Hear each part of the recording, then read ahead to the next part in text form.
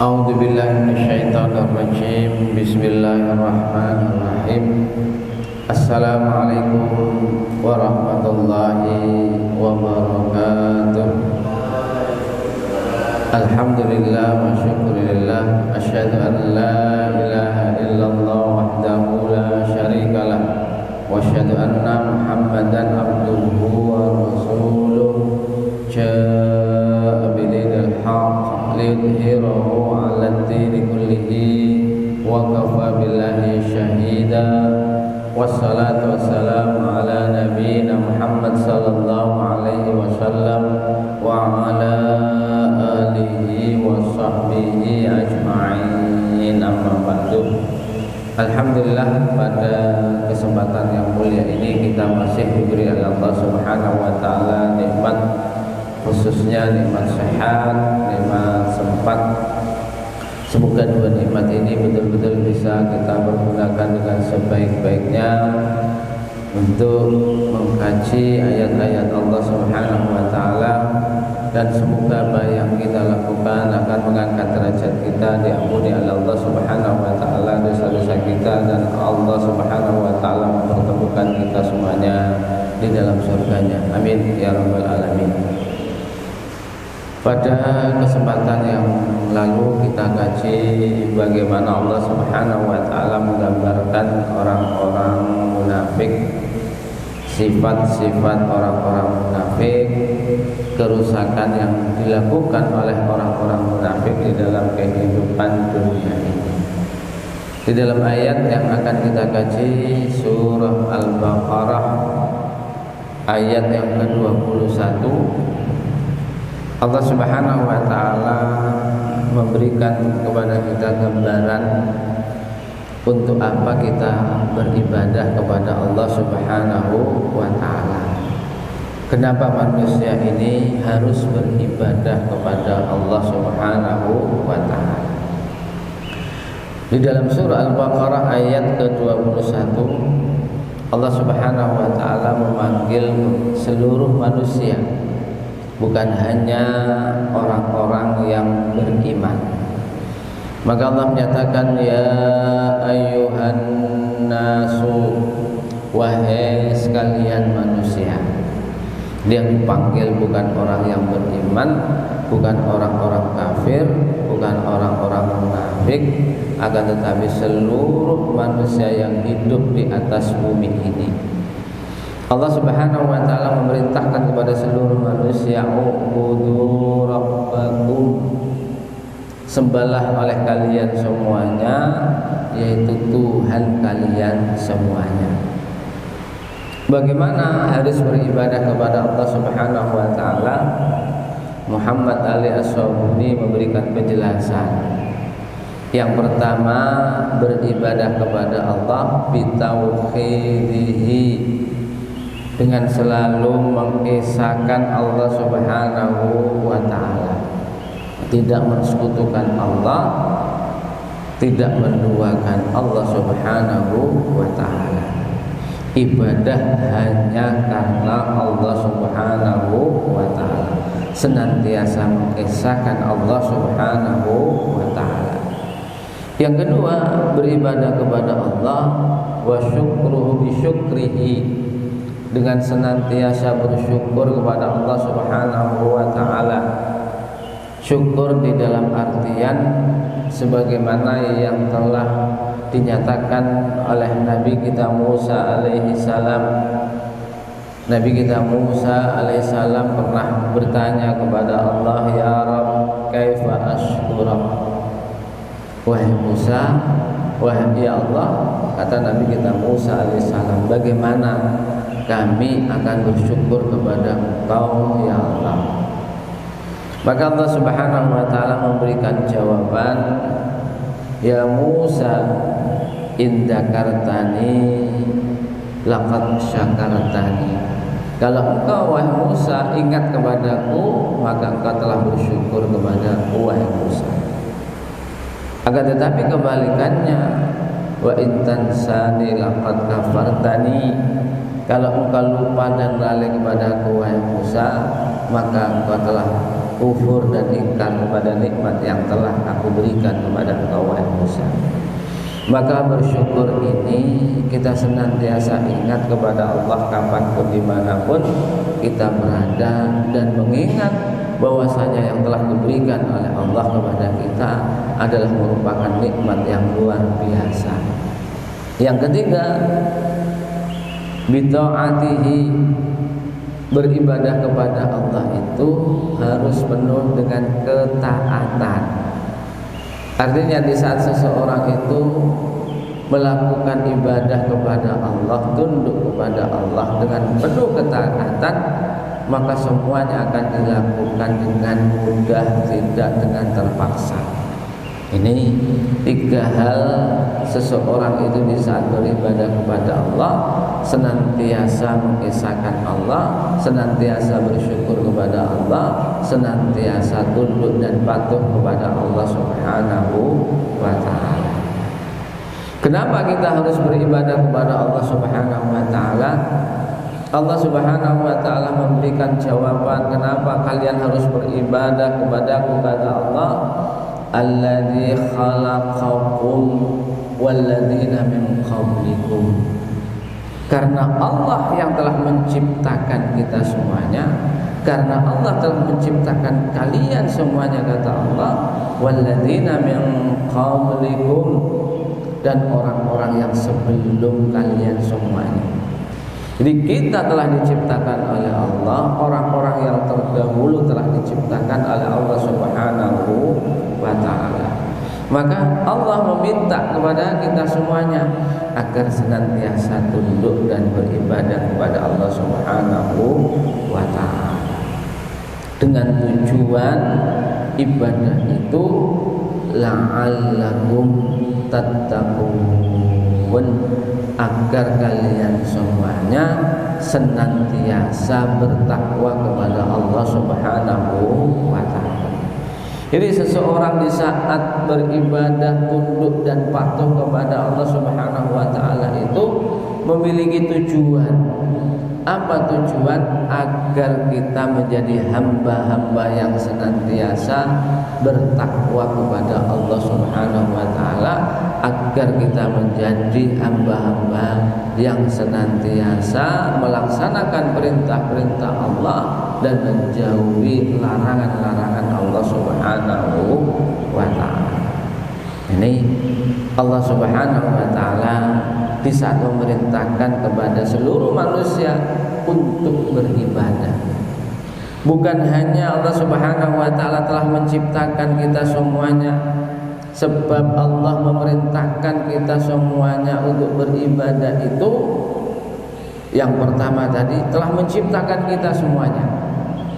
Yang kedua, Allah Subhanahu wa ta'ala di saat memerintahkan kita ini beribadah karena Allah Subhanahu wa ta'ala telah menciptakan seluruh langit dan bumi ini untuk kita. Sebagaimana Allah Subhanahu wa ta'ala menyatakan, alladzi ja'ala lakumul arda firasya.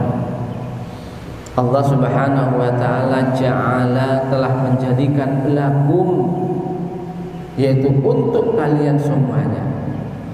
Apa yang telah diciptakan oleh Allah untuk kita semuanya? Al-ardha, yaitu bumi ini. Firas, sebagai hamparan. Jadi Allah Subhanahu wa ta'ala telah menciptakan bumi yang kita pinjak ini adalah sebagai hamparan untuk seluruh kita manusia. Jadi yang kedua, tujuan atau kenapa Allah Subhanahu wa ta'ala memerintahkan kita semuanya untuk beribadah. Yang pertama tadi, Allah telah menciptakan kita semuanya dan orang-orang yang sebelum kita semuanya. Yang kedua, Allah Subhanahu wa ta'ala telah menciptakan untuk kita semuanya, bumi adalah untuk hamparan kita. Yang ketiga, Allah Subhanahu wa ta'ala menyatakan was-samaa'a binaa'a, dan Allah telah menciptakan langit itu sebagai bangunan untuk kita semuanya. Diciptakan oleh Allah Subhanahu wa ta'ala langit ini penuh dengan keindahan, diberi oleh Allah Subhanahu wa taala ada bintang-bintang. Kita bisa melihat dengan indahnya itu semuanya karena ciptaan Allah Subhanahu wa taala. Dan yang keempat, Allah Subhanahu wa taala menyatakan wa anzala minas samaa'i maa'a. Allah Subhanahu wa taala telah menurunkan minas samaa'i dari langit, yaitu maa'a, air. Diciptakan oleh Allah Subhanahu wa taala, diturunkan oleh Allah Subhanahu wa taala, yaitu dari langit, yaitu air berupa air hujan. Air hujan itu bisa diturunkan oleh Allah untuk apa? Menyuburkan bumi-bumi yang sudah kering. Sebagaimana Allah menyatakan wa akhraja bihi minas samarat, dikeluarkan oleh Allah Subhanahu wa taala dengan adanya air itu minas samarat, dari berbagai macam buah-buahan. Jadi di saat adanya air, maka tumbuh seluruh buah-buah yang ada di atas bumi ini untuk kita semuanya, rizqan lahum, yaitu rizki untuk kita semuanya. Ini kenapa kita ini harus beribadah kepada Allah Subhanahu wa taala. Yang pertama tadi, Allah telah menciptakan kita semuanya, menciptakan orang-orang yang sebelum kita semuanya. Yang kedua, Allah Subhanahu wa taala telah menjadikan untuk kita semuanya bumi sebagai hamparan. Yang ketiga, Allah Subhanahu wa taala menjadikan langit sebagai bangunan yang indah untuk kita semuanya.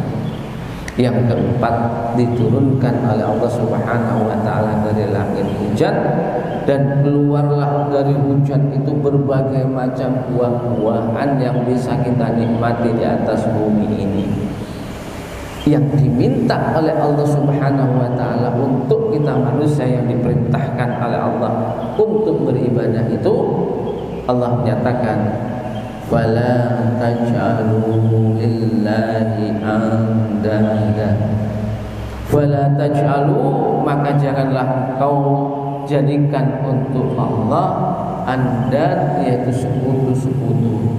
Wa antum ta'lamun, dan kalian mengetahui bahwasanya Allah tidak memiliki sedikit pun sekutu di atas bumi. Jadi Allah Subhanahu wa taala memberikan gambaran kepada kita semuanya bagaimana Allah Subhanahu wa taala memerintahkan kepada kita untuk beribadah. Tujuan kita ini beribadah kepada Allah Subhanahu wa taala. Setelah itu Allah Subhanahu wa taala memberikan kepada kita semuanya gambaran bagaimana Allah Subhanahu wa taala memberikan keyakinan kepada kita tentang Al-Qur'an yang kita kaji ini. Al-Qur'an yang kita kaji ini adalah kitab yang diturunkan oleh Allah, tidak ada sedikit pun keraguan.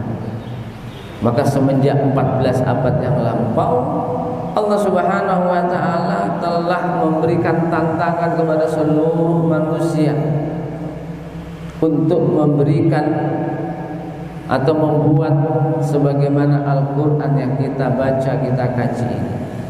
Allah Subhanahu wa taala memberikan tantangan di dalam ayat yang ke-23.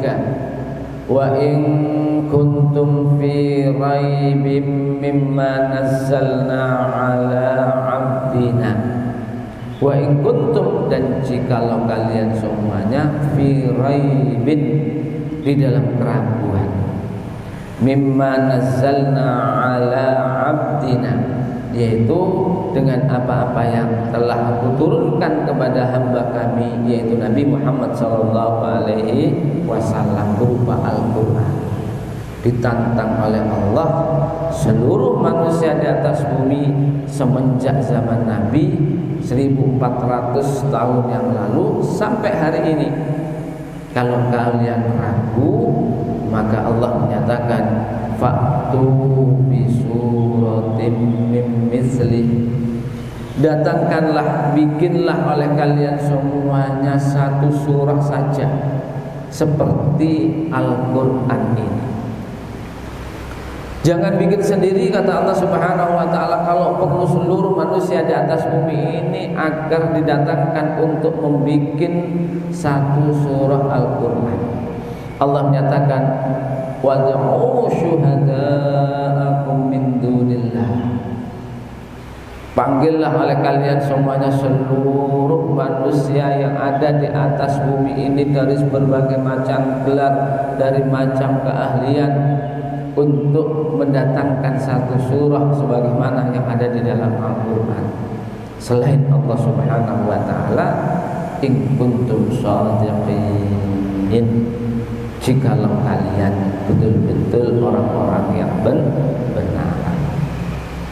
Maka dijawab oleh Allah Subhanahu wa ta'ala bahwasanya apa yang telah ditantangkan oleh Allah tidak akan mampu dan tidak bakal mampu.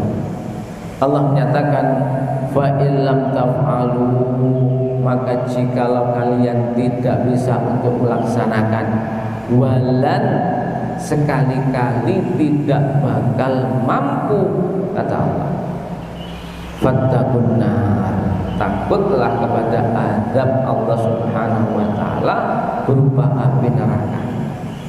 Untuk siapa api neraka itu? Allah menyatakan, allati waquduhan nasu wal hijarah, yang api neraka itu isinya kayu bakarnya, waquduhan nas, manusia, dan hijarah, bebatuan. Jadi Allah Subhanahu wa ta'ala menyiapkan api neraka itu, kayu bakarnya adalah manusia dan kayu bakarnya berupa bebatuan. Disiapkan untuk siapa? Allah menyatakan, uiddat lil kafirin, disiapkan oleh Allah Subhanahu wa ta'ala bagi orang-orang yang ingkar kepada Allah Subhanahu wa ta'ala. Inilah ayat-ayat yang kita kaji. Allah Subhanahu wa ta'ala memberikan gambaran kepada kita semuanya bagaimana Allah memerintahkan agar kita senantiasa tunduk beribadah kepada Allah Subhanahu wa ta'ala. Tujuan ibadah kepada Allah Subhanahu wa ta'ala, dan kenapa kita semuanya diperintahkan untuk beribadah kepada Allah Subhanahu wa ta'ala. Inilah ayat-ayat yang kita kaji, semoga memberikan pencerahan hati dan pikiran kita semuanya. Mari kita tutup dengan kafaratul majlis. Subhanakallahumma wa bihamdika asyhadu an la ilaha illa anta astaghfiruka wa atubu ilaik. Aqulu qouli hadza, astaghfirullah. Assalamualaikum warahmatullahi wabarakatuh.